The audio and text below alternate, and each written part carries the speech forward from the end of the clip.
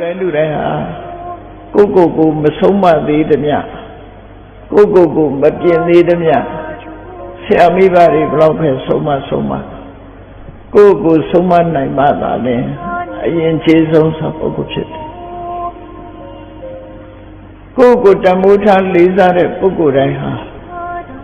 အကောင်းဆုံးဖြစ်အောင်ကိုယ်တိုင်ကြိုးစားကြရတာဖြစ်တယ်ဆရာမိဘဆုံးမလို့လိုက်နိုင်ရင်လည်းကောင်းကျိုးချမ်းသာရတယ်သို့တော့ဆရာမိဘရဲ့ဆုံးမကိုနာယူပြီးတဲ့အခါမိမိကိုယ်တိုင်ကဒီမှာရင်ကျေးတဲ့လမ်းကြောင်းအတိုင်းလိုက်ပြီးကိုယ်တိုင်ကိုပြုပြနိုင်မှသာလေလောကမှာလူတော်လူကောင်းဖြစ်တယ်မိဘဆရာဆုံးမတယ်ဆိုတာလမ်းညွှန်ပြရုံတသက်များတာဖြစ်တယ်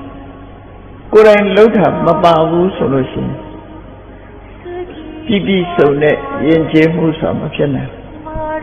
တကယ်ပညာရှိသူတော်ကောင်းတွေမြတ်စွာဘုရားကိုယ်တိုင်ကလည်းဘုရားတွေကိုတတိပေးတဲ့စကားမိန့်ကြားခဲ့တယ်တုံမေဟိကိစ္စံအတ္တပံလှုပ်တဲ့ကိစ္စတွေကိုမင်းတို့ကဒီစူးစမ်းရမှာဖြစ်တယ်ငါကတော့လမ်းညွှန်ပြသဆုံးမတဲ့ပုဂ္ဂိုလ်ပဲဖြစ်တယ်ဆိုတော့အလုံးကိုမှတ်တာဖြစ်တယ်ဆုံးမတဲ့အတိုင်းလိုက်နာသူမလိုက်နာသူဆိုတာနှမျိုးရှိတယ်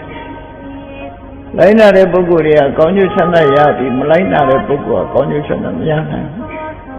အဲ့ဒီအဓိပ္ပာယ်ကဘာလဲလို့ဆိုလို့ရှိရင်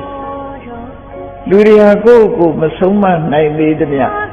သူများရဲ့အဆုံးအမကိုသာခံယူပြီးကိုမဆုံးမနိုင်သေးသမျှ